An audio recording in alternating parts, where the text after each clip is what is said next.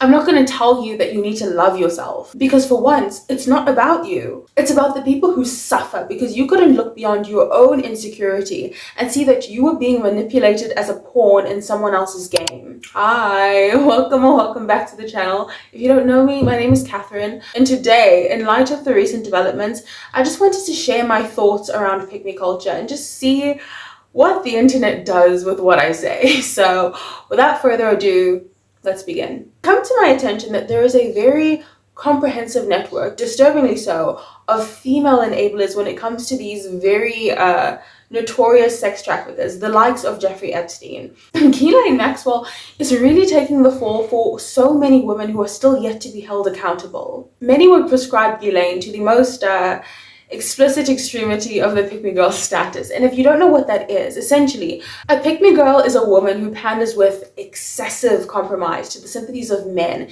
in order to secure their sustained favor, right? This behavior is present in men too, though. Men who, support female sympathies, often at the expense of their own self-respect. And frankly, it's embarrassing.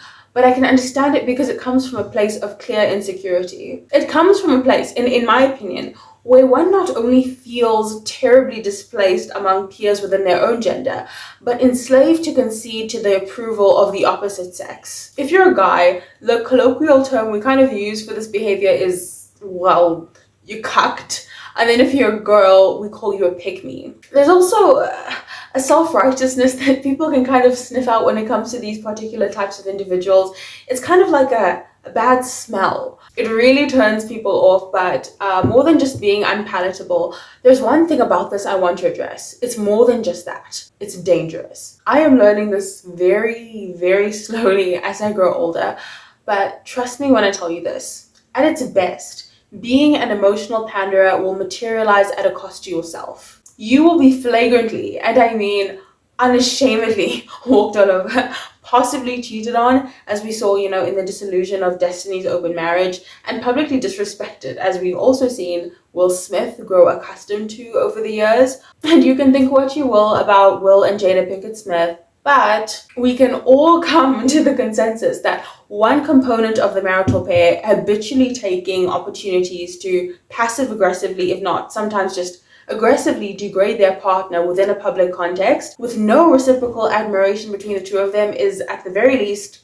nauseating. But that's emotional pandering at its best. At its worst, you guys, it's a whole other story. At its worst, as we've seen through numerous accounts of Ghislaine and Epstein's relationship dynamic, when your sympathy to your partner's desires bleeds into so severe an insecurity within you that they basically employ you as their puppet because they know that you will never grow the spine to walk away, or better yet, expose them, you become part of a narrative that sets you on the wrong side of history. And you're too deluded in the idea that they care about you to realize the moral crime you're not just committing against yourself, but other people, at the expense of other people's innocence.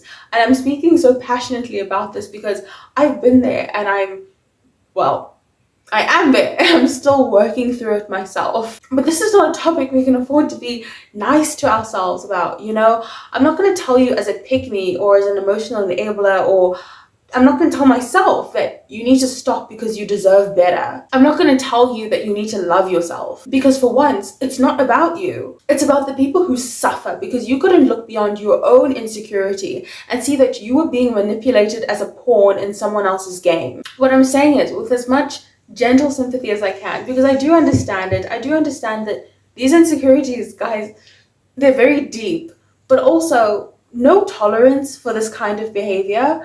They didn't make you do anything. They didn't turn you into the villain. They only exposed the potential for one within you, and you, within your own volition, brought it to life. We don't owe ourselves self-respect, not being walked all over, not being manipulated just because we deserve better. Yes, that's a part of it, but it's not the whole picture.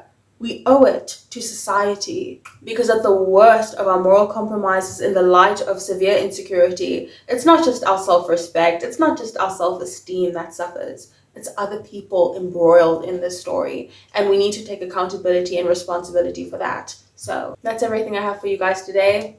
I'll see you next time.